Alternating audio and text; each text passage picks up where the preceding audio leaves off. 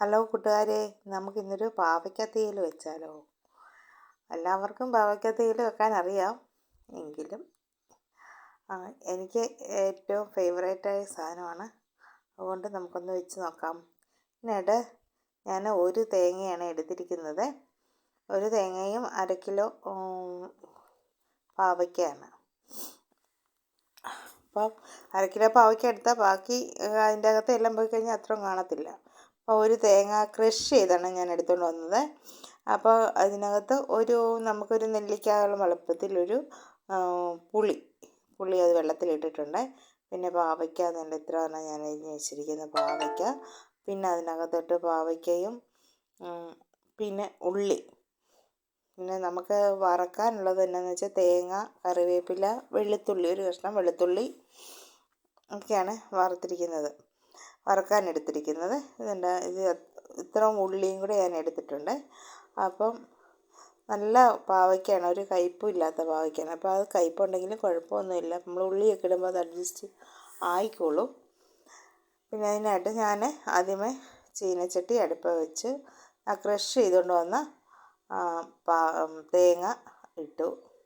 ആദ്യമേ നമ്മൾ എണ്ണയൊന്നും ഒഴിക്കാതെ കുറച്ച് നേരം നമ്മളൊന്ന് വറുത്തിട്ട് അതിൻ്റെ ഇങ്ങനെ അടിയിൽ ഇങ്ങനെ നമ്മൾ തവി കൊണ്ട് ഇളക്കുമ്പം ഇടയ്ക്കൊക്കെ ഇങ്ങനെ പിടിക്കുന്ന പോലെ തോന്നും. അതൊക്കെ അങ്ങോട്ട് മാറി കുറച്ചായി കഴിയുമ്പോഴത്തേക്ക് കുറച്ച് നേരം ഇട്ട് കഴിയുമ്പോൾ നമുക്ക് വെളിച്ചെണ്ണ ഒഴിച്ചു കൊടുത്തിട്ട് നമുക്ക് വറക്കണം. ഏറ്റവും നല്ലത് വെളിച്ചെണ്ണയിൽ തീയിൽ വെക്കുന്നതാണ് ഏറ്റവും എല്ലാവർക്കും അറിയാം. എങ്കിലും പിന്നെ അതിനകത്തോട്ട് ഞാൻ കറിവേപ്പിലയും കൂടി ഇട്ടു. കറിവേപ്പിലയ്ക്ക് ഒരു ക്ഷാമവും ഇല്ല, നമുക്കുള്ളത് കൊണ്ട് ഇഷ്ടം പോലെ. ഓരോരുത്തരൊക്കെ ഒരു കറിവേപ്പിലയ്ക്ക് വേണ്ടി ഒത്തിരി വിഷമിക്കുന്നവരുണ്ട്. അവരൊക്കെ നട്ടുപിടിപ്പിക്കുക. പിന്നെ അതിനകത്ത് ഇടാനായിട്ട് എടുത്തിരിക്കുന്നതാണ് മഞ്ഞൾപ്പൊടി, മല്ലിപ്പൊടി, മുളക് പൊടിയും ഒക്കെ നമ്മൾക്കൊരു എരിവിൻ്റെ ആവശ്യത്തിന് വേണ്ടി എത്ര വേണോ അത്ര. ഇതിനകത്ത് ഞാൻ പച്ചമുളക് ചേർത്തിട്ടില്ല. നമ്മുടെ തേങ്ങയൊക്കെ മൂത്ത് വന്നിട്ടുണ്ട്, കുറച്ചായിട്ടുണ്ട്. ഇങ്ങനെ ഞാൻ ഇവിടെ ഈ സൈഡിലിരുന്നാണ്, അതായത് ഈ നമ്മുടെ ഗ്യാസിൻ്റെ സൈഡിലിരുന്നാണ് ഞാനിരുന്ന് ഇതൊക്കെ ഇളക്കുന്നതൊക്കെ. അപ്പോൾ അതിൻ്റെ ബുദ്ധിമുട്ടുകളൊക്കെ ഉണ്ട്. പിന്നെ മുളക് പൊടി, മല്ലിപ്പൊടി ഇത്രയും നല്ലതായിട്ട് മൂത്ത് വന്നു കഴിയുമ്പോൾ മുളക് പൊടി, മല്ലിപ്പൊടി, മഞ്ഞൾപ്പൊടി എല്ലാം കൂടെ നമുക്ക് ഇട്ടിട്ട് അവസാനമാകുമ്പോഴത്തേക്ക് ഒന്ന്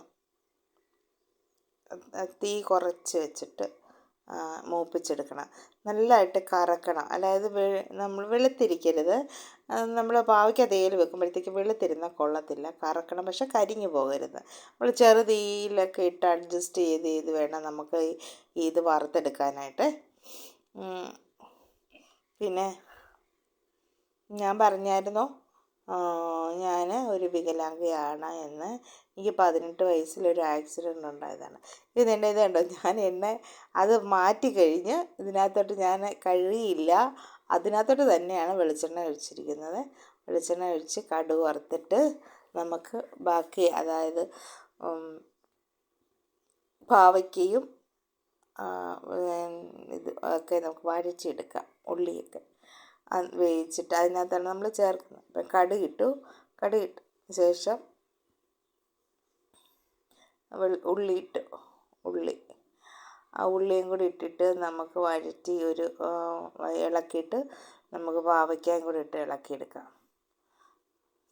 കടുകിട്ട് കഴിഞ്ഞ് തന്നെ കരിവേപ്പില ഇട്ടതിന് ശേഷം ഉള്ളി ഇട്ടിട്ട് ഇനി അന്ന് ഇളക്കിയിട്ട് പാവയ്ക്കയും കൂടി ഇട്ട് ഇളക്കിയൊന്ന് വഴറ്റിയെടുത്തിട്ട് നമുക്കൊന്ന് മൂടി വെച്ചിട്ട് കുറച്ച് നേരം തീ ഹൈ ഫ്ലെയിമിലിടാതെ ഒരു പകുതിയിലിടണം, ഹാഫിലിട്ടിട്ട് ഒന്ന് മൂടി വെക്കണം. ഹൈ ഫ്ലെയിമിലിട്ടാൽ ഒന്ന് കരിഞ്ഞു പോകും ആദ്യമേ തന്നെ ഇട്ടാലേ. അപ്പോൾ എന്നിട്ട് ബാക്കി ഇതോടെ ഇട്ടുക. നമുക്ക് പാവയ്ക്കയും കൂടി ഇട്ട് ഇളക്കിയിട്ട് സ്വല്പം ഉപ്പും കൂടെ ചേർത്തിട്ട് വേണം മൂടി വെക്കുക. ഉപ്പ് ഇപ്പം ചേർത്തില്ലെങ്കിലും കുഴപ്പമില്ല, നമ്മൾ പുളി ചേർക്കുന്ന സമയത്ത് വേണം ഉപ്പ് ചേർക്കാം. ഇപ്പോൾ ഇളക്കിയിട്ട് നമുക്കൊന്ന് മൂടി വെക്കാം. മൂടി വെച്ചിട്ട് ഒന്ന് വാടി കഴിയുമ്പോഴത്തേക്ക് നമുക്ക് ഇളക്കി ഒന്ന് വെന്തോന്ന് നോക്കിയിട്ട് പിന്നെ നമുക്ക് പുളിയും ഉപ്പൊക്കെ ചേർക്കണം. പിന്നെ എനിക്ക് ഇത് കണ്ടോ അരിച്ചുകൊണ്ട് വന്നതാണ്. വെള്ളം ചേർക്കാതെ അരച്ചതാണിത്. വെള്ളം ചേർക്കാതെ അരച്ചപ്പോൾ ഇത് തിങ്ങിയായിരുന്നു അതിൻ്റെ അരപ്പിരുന്നത്. പക്ഷെങ്കിൽ അരച്ച് കഴിഞ്ഞപ്പോൾ അങ്ങ് താന്നുപോയി. അത് എണ്ണയാണ്, അതുകൊണ്ടാട്ടോ.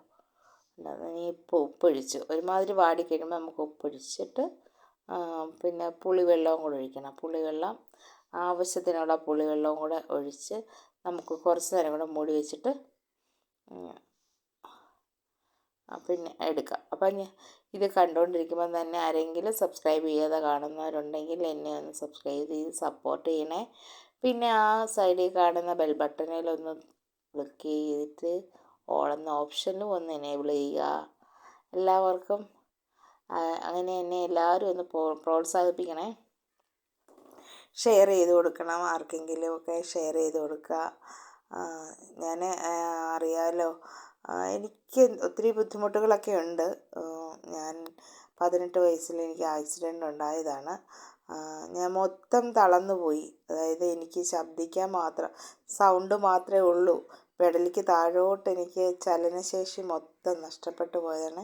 എനിക്ക് സ്പൈനൽ കോഡിലായിരുന്നു ഇഞ്ചുറി ഉണ്ടായിരുന്നത്. പെടലിക്ക് ഒന്ന് മൊത്തം തളർന്നു പോയതാണ്. പിന്നെ അവിടുന്ന് ഹോസ്പിറ്റലിലൊക്കെ കൊണ്ടുപോയി 26 ദിവസം ഹോസ്പിറ്റലിൽ കിടന്നു. അവർ ഡോക്ടേഴ്സെല്ലാം പറഞ്ഞു 99% നടക്കത്തില്ല, അതിൽ 1% ഉണ്ട്, അത് ദൈവത്തിലിരിക്കുന്നു എന്ന് പറഞ്ഞു. ഇത് കണ്ടോ, ഇതെല്ലാം വാടി കഴിഞ്ഞ് നല്ലതായിട്ട് വെന്തപ്പം നമുക്ക് ആ അരപ്പ് അങ്ങോട്ട് ചേർത്ത് കൊടുക്കാം. അരപ്പ് ചേർത്തിട്ട് നമുക്കിനി വെള്ളം തിളപ്പിക്കാം. അരപ്പ് ചേർത്തിട്ട് കുറച്ച് വെള്ളം കൂടെ അതിനകത്തോട്ട് ഒഴിച്ചിട്ട് നമുക്ക് ആവശ്യമുള്ള വെള്ളം, ഒത്തിരി വെള്ളമൊന്നും വേണ്ട, തീയലിനധികം വെള്ളമൊന്നും വേണ്ടല്ലോ. അപ്പോൾ നമ്മൾ നേരത്തെ പുളിയും ഉപ്പുമൊക്കെ ചേർത്തായിരുന്നു. അരപ്പൂടെ ചേർത്തിട്ടൊന്ന് തിളപ്പിച്ച് ആ എണ്ണ തെളിയുന്നിടം വരെ ഒന്ന് നമുക്ക് തിളപ്പിച്ചെടുക്കണം. എന്നിട്ട് ആവശ്യത്തിനുള്ള ഒരു പരുവം ഉണ്ടല്ലോ, ആ പരുവം വരെ വറ്റിച്ചെടുക്കുക. പിന്നെ എന്നെ ഡോക്ടേഴ്സെല്ലാം ഉപേക്ഷിച്ച് 99% നടക്കത്തില്ല എന്ന് പറഞ്ഞു. പിന്നെ 1% ഉണ്ട്, അത് ദൈവത്തിൻ്റെ കയ്യിലെന്നാണ് പറഞ്ഞത്. പക്ഷെ ആ 1% ദൈവം വിളി കേട്ടു, എന്നെ ഇത്രത്തോളമാക്കി. ഞാൻ 18 വയസ്സിൽ നിന്ന് ഇപ്പോൾ വർഷം 33 വർഷത്തേക്ക് കടക്കുകയാണ്.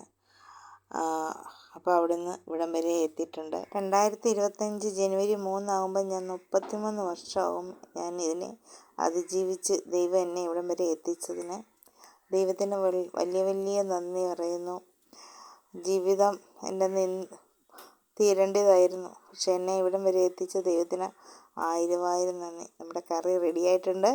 ഇനി ചോറും, നോയമ്പല്ലേ, പപ്പടവും അച്ചാറും ഒക്കെ കൂട്ടി നമുക്ക് കഴിക്കാം. ഇനി അടുത്തൊരു വീഡിയോ ആയിട്ട് വരുന്നത് വരെ ബൈ.